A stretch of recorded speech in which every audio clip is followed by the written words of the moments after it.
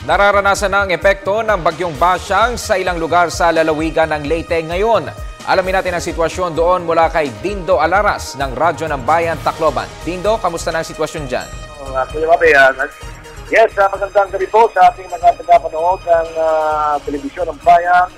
Narito tayo ngayon sa siyudad ng Tacloban, kung saan simula na natin nararamdaman ang bagyong si Basyang, kung saan ang Leyte at ibang bahagi ng Silangang Kabisayan ay nasa ilalim ng signal number 2. At maliban dito sa Tacloban mismo, ay nagkaroon tayo ng situationer just a minute ago mula sa Radyo ng Bayan, Borongan at Radyo ng Bayan, Sogod, Southern Leyte.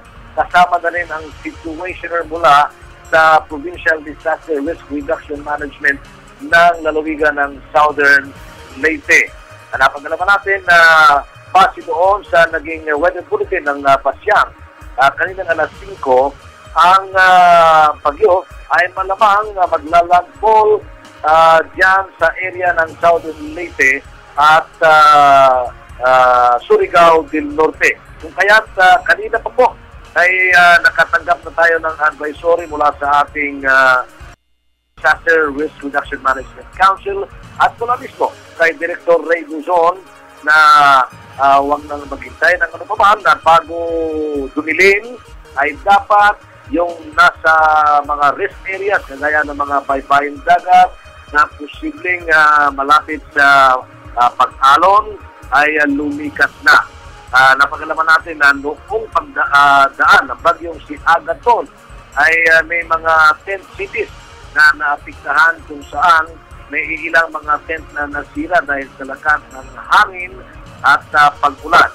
Ayon kay Director Ray Guzon ng OCP, sana huwag itong mangyayari at dapat sa ngayon ay nakapaghanda na ang mga Disaster Management Council at kung saan kinakailangan ng pagtikas ay nagawa na ito sa mga oras na ito.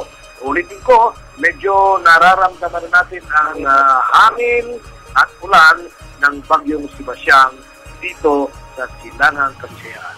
Mula dito sa DYCT, Radyo ng Bayan, Tacloban, Dindo Alaras. Magandang gabi po. Maraming salamat, Dindo Alaras ng Radyo ng Bayan, Tacloban.